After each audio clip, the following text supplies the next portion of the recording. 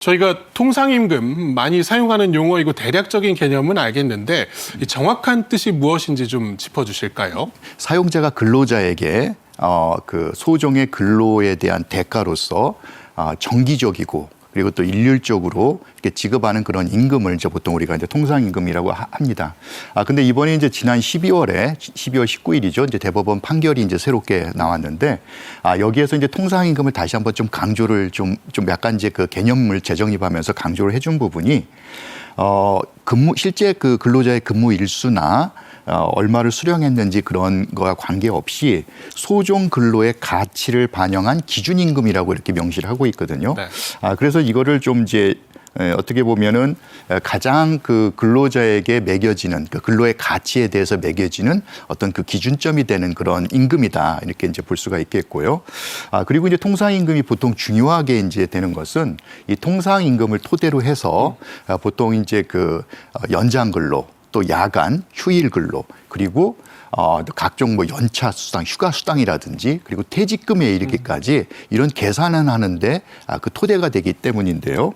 앞으로 이런 이제 그 통상임금 범위가 확대됨에 따라서 좀 자연스럽게 그렇게 이제 근로자에게 지급되는 그런 어떤 임금이 이제 사실 이제 늘어날 수 있다 이제 이렇게 볼 수 있는 것이죠. 대법원 판결이 나온 만큼 이제 사용자나 노동자 간에 이게 이제 급여 관련한 항목들이 조금씩 바뀌게 됩니다. 그래서 노동부가 지침을 냈는데 통상임금 관련 노사지도 지침을 개정해서 발표를 했어요. 이건 어떤 내용인가요? 그러니까 이제 이 새롭게 이제 이런 어떤 이제 대법원 판결에 따라서 그런 어떤 새로운 이제 지침이 이제 또 바뀌어야 될 부분이 있기 때문에 그간에 이제 보통 근로자와 사용자 간에는 뭐 단체 협약이라든지 뭐 또 취업 규칙의 그런 상세한 그런 내용들이 반영이 되어 있는데 이렇게 이제 대법원 판결이 이제 새롭게 나옴에 따라서 이제 거기에 준하는 이제 새로운 어떤 지침을 또 만들 필요성이 있고요. 또 거기에 따라서 기존에 이미 이제 그 뭐 확립된 어떤 뭐 취업 규칙이라든지 단체 협약이 있다면 그것도 이제 여기에 맞게 다시 한번 좀 정비를 해볼 그런 좀 필요성이 이제 있는 것이죠. 그래서 이제 이러한 이제 새로운 그런 이제 판결에 대한 내용을 두고 또 자칫 이것이 좀 잘 그 이해되지 않을 수 있는 부분들도 있기 때문에 이제 그런 부분들을 좀 더 명확하게 노사 간에 좀 이해를 하고 어떤 여기에 따라서 이 새로운 어떤 임금 체계를 정비를 해야 된다. 이제 이런 쪽으로 이제 정부가 지도하고 이제 그 가이드를 이제 주는 것으로 보시면 되겠습니다. 예, 결국은 그동안에 통상임금에 포함되지 않던 항목들이 이번에 이제 포함이 되도록 확대가 되는 내용인데 그렇다면 어떤 품목들이 더 들어가게 되는지도 소개를 해 주실까요? 네, 그 이제 우선은 보면 아까 이제 고정성이라는 요건이 이제 제외됐다고 말씀을 드렸는데 이제 대표적으로 이제 좀 문제가 됐던 것이 어떤 일정 기준 시점에 그 재직을 해야만 이제 상여급이 지급된다. 이제 그러면 재직 조건부 상여급이거든요. 이제 사실 그거는 기존의 고정성이라는 기준에 따라서 통상임금에 포함이 되지 않았던 겁니다. 네. 이제 하지만 이것이 이번에 이제 고정성이라는 그 기준 요건이 제외가 되면서 이것도 이제 통상임금에 포함하도록 이게 된 것이죠.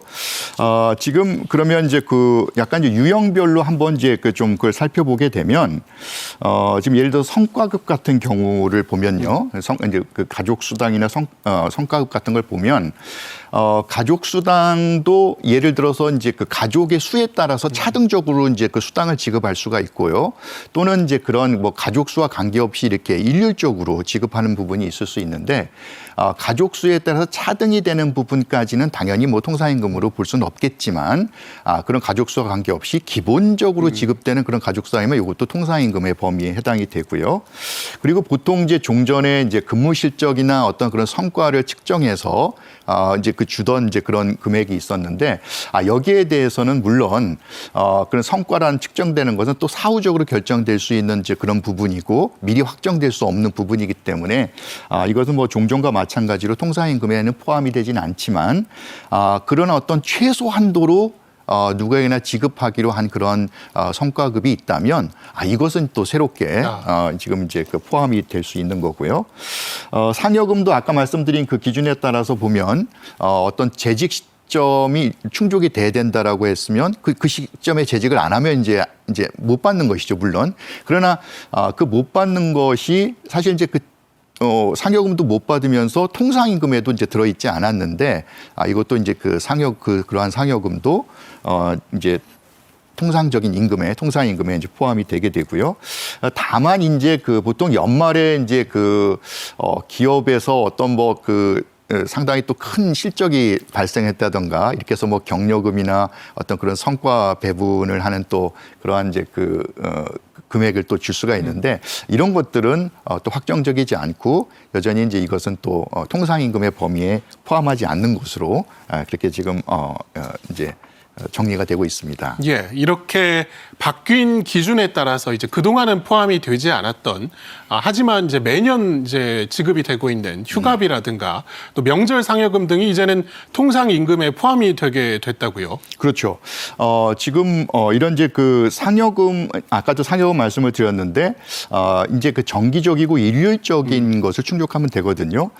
휴가비나 명절 상여금도 대체로 보면 많은 그런 직장들에서 그냥 정기적으로 그렇게 다 지급을 하고 있습니다. 일률적으로. 그래서 이런 부분들도 이제 향후에는 이제 당연히 통상 임금에 다 포함이 되고요.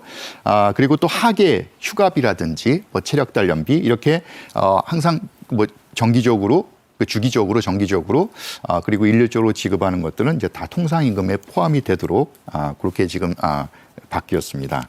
예, 저희가 CG를 좀 준비한 게 있는데요. 이제 특정 시점 재직 시에만 지급되는 금품 이런 것들은 이제 2024년도 개정으로 인해서 통상 임금이 될 수 있게 된 것이고요. 그다음에 특정 시점이 되기 전 퇴직 시에는 근무 일수에 비례해서 지급되는 금품 이거는 이제 2013년에도 역시 마찬가지로 통상 임금이었고 네. 2024년 판결에서도 통상 임금으로 인정이 됐습니다.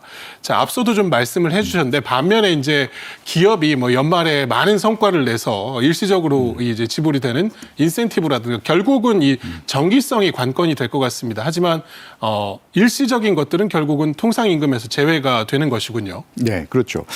그러니까 이제 이제 성과급 중에서도 아까 말씀드린 대로 기본적으로 항상 이제 일정하게 주는 그런 성과금을 이제 최소한도로 주기로 한 부분이 있다면 그것은 당연히 통상임금에 포함이 되는 것이고요.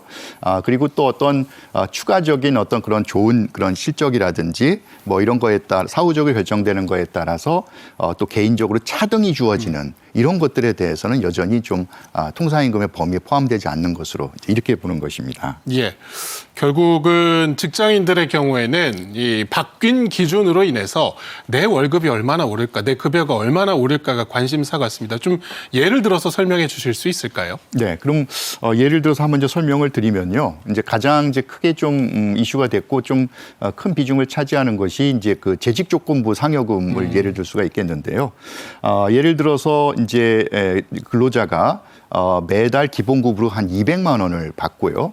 그리고 지금 이제 상여금을 만약에 600만 원을 받는다. 근데 이제 상여금 지급 시점이 이제 나중이라서 실제로 이제 받을 수 없다. 이렇게 가정을 하면 사실 상여금도 받지도 못할 뿐만 아니라 이것이 각종 법정 수당이라든지 퇴직금 산정 등에 쓰이는 그런 통상임금에 포함이 안 됐던 것이죠. 근데 이제 이것이 포함이 되게 됐으니까 예를 들어서 한 달을 기준으로 해서 이제 통상임금을 한번 계산을 해보게 되면요. 기본급 200만 원은 당연히 통상임금에 포함이 되는 거고요. 그리고 종전에는 포함되지 않았던 상여금 600만 원 중에서 요거를 12개월로 나누면 이제 한 달치가 50만 원이 되죠. 그래서 이 50만 원이 추가가 된 250만 원이 이제 한 달에 통상임금이 되는 겁니다. 그리고 이제 보통 통상임금을 계산할 때 이게 이제 월 단위로도 계산하지만 보통 이제 시간 단위로도 계산할 수 있는데요. 시간 단위로 계산을 할 때는 보통 한 달 근로 시간을 표준적으로 이제 정하게 돼 있는데 이게 어떻게 돼 있냐면 사실 근로기준법상에 지금 엄격하게 근로 시간을 규제를 하고 있습니다. 그래서 일주일에 40시간을 보통 이제 기본으로 하고 있고요.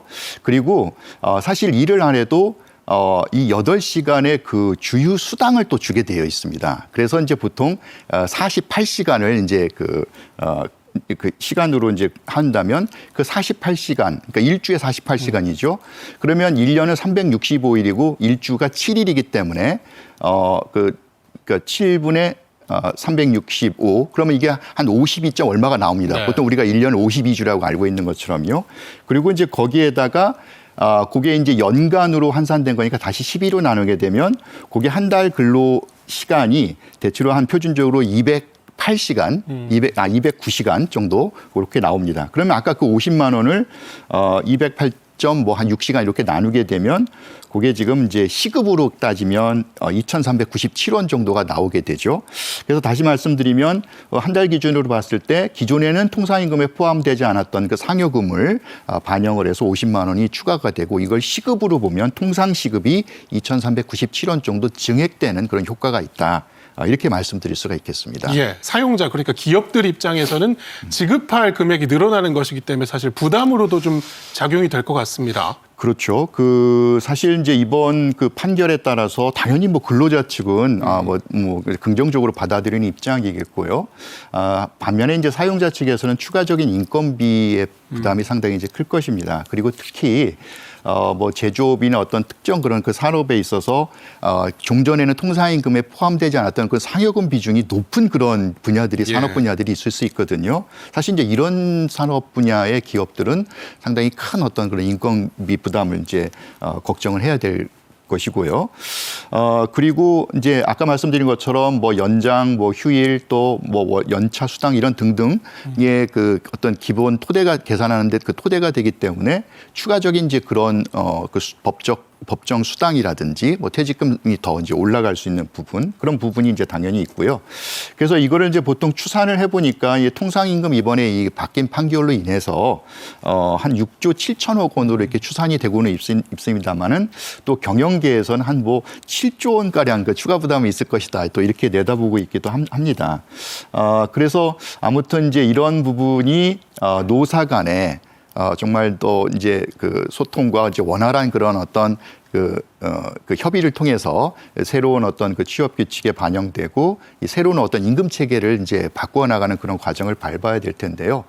아무래도 지금 여러 가지 기업이 또 생산 원가의 그런 그 부담을 많이 겪고 있기 때문에 이렇게 또 인건비 부담에 따라서 상당히 이제 또 어떤 또 전략을 할지 또 이것도 또 좀 걱정스러운 부분입니다. 예를 들어서 통상임금이 이렇게 이제 강화가 되면 그걸 토대로 해서 산정되는 아까 이제 법정 수당이라든지 퇴직금이 이제 올라가기 때문에 향후에 지금 이거를 내릴 수는 없습니다. 당연히. 하지만 향후에 앞으로 장기적으로 단체 협약이나 이런 취업 규칙을 개정을 할 때 아무래도 이렇게 좀 통상임금에 포함되지 않는 부분을 더 강화시킬 수 있는 그런 가능성이 있죠. 그래서 이런 부분들이 사실은 근로자에게 피해가 되도록 하는 그런 판결이나 이런 어떤 제도는 전혀 아니기 때문에 앞으로 이제 노사 간의 적극적인 대화 또 그런 협력 그런 것들이 좀 필요하다고 이렇게 말씀드릴 수 있겠습니다. 노사 협의가 본격적으로 진행이 될 텐데 해서 이제